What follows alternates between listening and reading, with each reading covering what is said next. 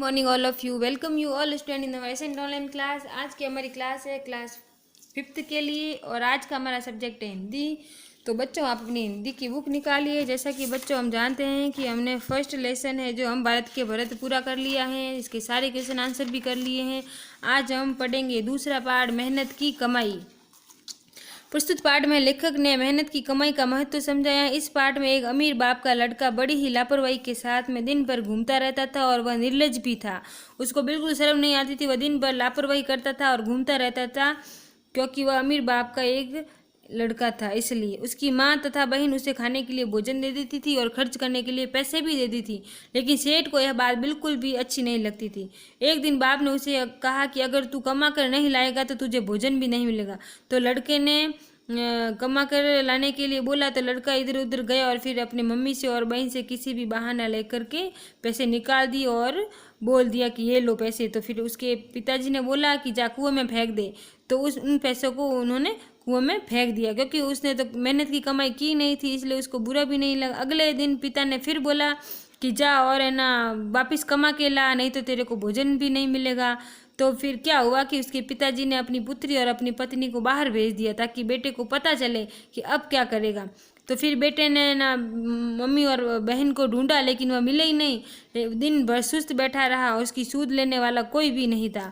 वह मजबूर होकर मजदूरी की तलाश में बाजार में चला गया और एक सेठ ने उसे कहा कि मेरा संदूक मेरे घर तक पहुंचा दो तो मैं तुझे चवन्नी दूंगा। चवन्नी यानी 4 आना। तो लड़के ने संदूक सिर पर उठाया और सेठ ने उसे चवन्नी दी। अब वह थककर चूर हो गया और गर्दन और पीठ दर्द में हो रहा था। रात को उसके पिताजी ने पूछा कि आज तूने क्या कमाया। तो उसने चवन्नी निकाल कर बोला आज मैंने चवन्नी कमाई। तो उसके पिताजी ने बोला जा कुएं में फेंका। तो वह सुनकर लड़के को क्या आ गया, गुस्सा। इस बार उसने क्या किया था, मेहनत की थी। इसलिए लड़के ने कहा यह मेरी मेहनत की कमाई है और मेरी गर्दन और पीठ बहुत दुख रही है, इसमें मैं कुएं में नहीं फेंकूंगा क्योंकि यह मैंने बहुत ही मेहनत से कमाई है। तो उसके लिए पिता ने उसको ऐसे ही समझाया कि देखो बच्चा, मेहनत करते हो तो वो पैसे है जो मेहनत की कमाई है। इसलिए अगले दिन उसके पिता ने अपना सारा व्यापार है जो उसको सौंप दिया क्योंकि बच्चे को मेहनत का अनुभव हो चुका था। अब ये पाठ का सार था। अब ये पाठ यहाँ से शुरू हो रहा है। देखो, एक अमीर बाप ने अपने आलसी बेटे को बुलाकर कहा जा कुछ कमा ला। लड़का लापरवाह और निर्लज सा, काम करने की उसकी आदत भी नहीं थी। सीधा माँ के पास गया और रो धोकर मिन्नतें कर रहे उसे कुछ देने को राजी कर दिया और माँ से बेटे का दुख दिखाने गए और उसे 1 रुपया बक्से में निकाल कर दे दिया। और रात को बाप ने पूछा बेटा तूने क्या कमाया। तो लड़के ने झट से रुपया निकाल कर रख दिया और बोला। अनुभवी पिता सब समझ गया। उसने कहा जा इसे कुएं में फेंका। तो लड़के ने झटपट जाकर रुपया कुएं में डाल दिया। अगले दिन पिता ने फिर कहा कि जा कुछ कमा ला, नहीं तो आज भोजन नहीं मिलेगा। तो लड़का अपनी बहन के पास जाकर रोने लगा और बहन के तरस खाकर 1 रुपया दे दिया। और बाप ने रात्रि में पूछा कि आज तूने क्या कमाया। तो लड़के ने जेब में से निकाल के 1 रुपया निकाल दिया और बाप ने बोला जा इसे कुएं में फेंक दिया। और लड़के ने झटपट वापस इसको कुएं में फेंक दिया। 2 बार देखो, एक बार मम्मी ने उसको पैसे दे दिए, एक बार उसकी बहन ने उसको पैसे दे दिए और उसने उस पैसों का क्या किया, कुएं में फेंक दिया क्योंकि उसने तो कमाया नहीं था, उसको तो बैठे बैठे ही मिला था। इसलिए उसको अनुभव नहीं था कि मैं पैसे कुएं में फेंक रहा हूँ, कितनी मेहनत से कमाए हुए पैसे तो थे नहीं उसके, इसलिए उसने झटपट से कुएं में फेंक दिए।